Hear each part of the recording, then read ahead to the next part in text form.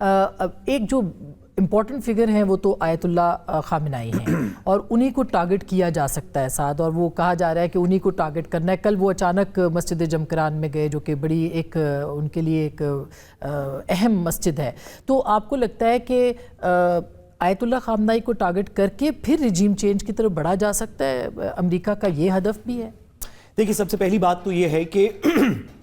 In like Nitin Yahoo, آیت اللہ خامنائی کے خلاف کوئی انٹرنیشنل کورٹ، کسی انٹرنیشنل فورم سے، کسی کمپیٹنٹ فورم سے کوئی وجہ نہیں ہے کہ ان کو پاور سے ریموو کیا جائے۔ ان کے خلاف کوئی وار کرائمز کا ایکشن نہیں ہے، ان کے خلاف کوئی اور ایلیگیشن نہیں ہے۔ سیاست کے اندر باتیں ہیں کہ آیت اللہ خامنائی نے یہ کیا وہ کیا، لیکن جس کو انٹرنیشنل رولز بیسڈ آرڈر کہتے تھے، جو 1950 کے بعد 41 کے بعد ایفیکٹولی 46 کے بعد 50 کے بعد یہ بنا ساری دنیا کے اندر، جس میں UN، United nation security council, international courts of justice, دیگر اس طرح کی چیزیں ہیں۔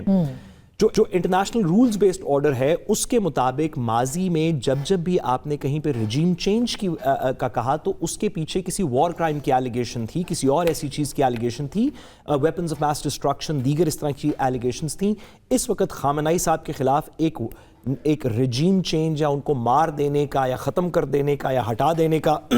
نیریٹو تو چلایا جا رہا ہے، جس کے پیچھے کوئی جسٹیفیکیشن نہیں ہے۔ جسٹیفیکیشن یہ ہے کہ یہ امریکہ اور اسرائیل کو پسند نہیں ہے، یہ نہیں کہ انہوں نے لوگوں کے سروں میں گولیاں مار دیں یا صدام حسین کی طرح تھے یا دیگر تھے، اگر ہیں تو ایلیگیشنز لائیں، بلکہ جو دوسری سائیڈ ہے نیتن یاہو کے خلاف اس طرح کی ایلیگیشنز ہیں، انٹرنیشنل کورٹ آف جسٹس کے آرڈرز بھی ہیں، ساؤتھ افریقہ وہ مقدمہ لے کے گیا۔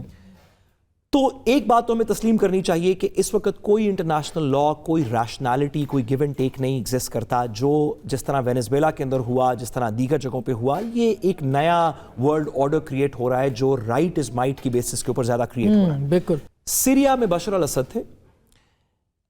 حماس کے اندر اسماعیل ہانیہ بھی زندہ تھے، احمد سنوار بھی زندہ تھے، حسن نصر اللہ حزبہ کے اندر زندہ تھے، وہ کر رہے تھے۔ ایران کے اندر قاسم سلیمانی کے بعد ہوا یہ، قاسم سلیمانی کی ڈیتھ ان سے پہلے ہو گئی تھی، شہادت ان سے پہلے ہو گئی تھی۔ ایران کے اندر ابھی ان کے فارمر پرائم منسٹر جن کا جہاز گر گیا اور وہ دیگر لوگ زندہ تھے۔ آپ یہ دیکھیں، ابھی اس طرح یمن نیوٹرلائز نہیں ہوا تھا اس وقت جس طرح کہ اب ہوا ہے، جو کہ اسرائیل کے خلاف بمباری کرتا رہتا ہے الیجڈلی۔ آپ یہ دیکھیں کہ پچھلے 24 ایک مہینے کے اندر سسٹمیٹکلی اکتوبر 2023 کے بعد سے حسن نصر اللہ کو، بشار الاسد کو، احمد سنوار کو، اسماعیل ہانیہ کو، ان سب کو ایک ایک کر کے اسرائیل نے ٹارگٹ کیا۔ تقریباً آدھوں کے وقت تو کوئی انٹرنیشنل لا کا سہارا نہیں تھا، کسی جنگ کا سہارا نہیں تھا، کبھی ایران کے اندر بام بلاسٹ کر دیا، کبھی کہیں پہ کچھ کر دیا لوگوں کو مارنے کے لیے۔ میرے خیال میں اس پکچر کا کہ اسرائیل کے گرد جتنے اسرائیل کے دشمن ہیں، جو اس وقت سیریا، لیبنان، حزب اللہ نیچرلی، یمن اور ایران تھے، آپ اگر اس پورے سیکوینس کو دیکھیں تو باقی تمام گر چکے ہیں اور ایک ایران اس وقت کھڑا نظر آتا ہے۔ بلکہ اس سے زیادہ اسی پیریڈ کے اندر جو ایک آؤٹ سائڈ وف تھی کہ اگر اس خطے میں جنگ ہو گئی تو 1967 گمال عبد الناصر وغیرہ کے وقت کی طرح شاید کوئی عرب یونین ہو جائے۔ آپ نے دیکھا کہ سائملٹینیسلی ایبراہم اکارڈز اور دیگر یہ ایون غزہ کی ڈیل جو سائن ہوئی ہے، اس کے اندر بہت سے مسلم ممالک اس امریکن پلان کے ساتھ ہیں جس کے ایران خلاف کھڑا نظر آتا ہے۔ میرے خیال میں ایران کے خلاف اٹیک جو اب دوسری دفعہ ہو رہا ہے، پہلی دفعہ ایک دفعہ ہو چکا ہے، یہ وہ لاسٹ لیگ ہے جو اکتوبر 2023 کے بعد ایران کا یہ امپورٹنٹ بات ہے۔ میں خطے کی جو صورتحال ہے وہ کافی پریشان کن ہے۔ کتنا اہم ہے اس وقت یہ جاننا کہ ایران کے اوپر اگر حملہ ہوتا ہے تو کیا ہوگا، اور جو مختلف آپشنز کی بات ہو رہی ہے خاص کر کے رجیم چینج کے حوالے سے، وہاں پہ حکومت کی تبدیلی کے حوالے سے، وہ کتنی اہم ہے اس کے اوپر بات کرنا، اور امریکہ چاہ کیا رہا ہے؟ بہت شکریہ۔ دیکھیں، امریکہ کے جو مقاصد اور مفادات ہیں ایران کے حوالے سے، وہ مسلسل بیسکلی 3 ہی ہیں، اور میں سمجھتا ہوں کہ اس وقت بھی جو کرائسس ڈپلومسی چل رہی ہے اس میں کوشش یہی ہو رہی ہے کہ ان کا جو نیوکلیئر پروگرام ہے، ان کا جو میزل پروگرام ہے، اور ان کی جو سپورٹ ہے فار ڈفرینٹ متحارب گروپوں کے حوالے سے، اگر اس کے اوپر وہ نظر ثانی کریں تو ممکن ہے کہ یہ خطرہ ٹل جائے۔ اور اس وقت جو کرائسس ڈپلومسی ہے وہ انہی مقاصد اور مفادات کے لیے ہو رہی ہے۔ ایران کی رجیم کو چینج کرنا سے زیادہ امریکہ کا جو مقصد ہے وہ ان کی پالیسی کو تبدیل کرنا ہے. لیکن چونکہ مسلسل کئی ایسی قیادتیں سامنے آئیں جنہوں نے خصوصی طور پہ اس پہ بہت زیادہ زور دیا، تو آپ اگر کوئکلی پچھلے 3 سال کا احاطہ کریں تو امریکہ نے بڑی کامیابی کے ساتھ تصویراتی اور سیاسی اور سفارتی اعتبار سے ایران کو خطے میں تنہا تو کیا ہے، چاہے وہ بشار کی حکومت کا گرنا ہو، چاہے جو متحرک قوتیں ہیں ان کو کمزور کرنا ہو. تو فرینکلی دفاعی اعتبار سے تو ایران از آن اٹس اون. اور دوسری بات جو اس حملے کے خطرے کو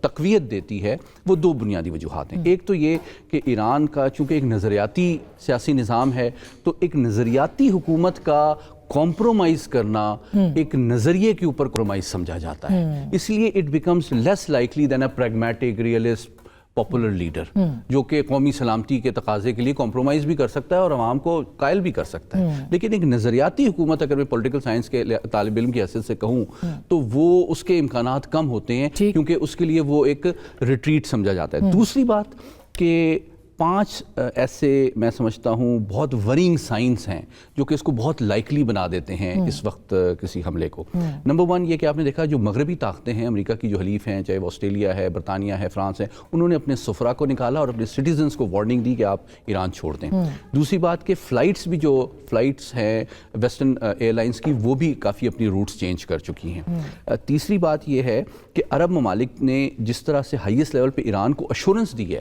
کہ جناب ہمارا خطہ اور ہمارا رقبہ اور ہماری فضائی حدود استعمال نہیں ہوں گی، یہ بھی اس بات کو تقویت دیتی ہے کہ وہ جانتے ہیں کہ کچھ ہو رہا ہے. اور آخری بات جو سب سے امپورٹنٹ ہے وہ ابھی ریسنٹلی جنیوا میں UN ہیومن رائٹس کاؤنسل میں جو قرارداد پاس ہوئی ہے جس میں اگرچہ پاکستان، چین اور کیوبا نے ایران کو سپورٹ کی ہے لیکن باقی تقریباً 50 ممالک نے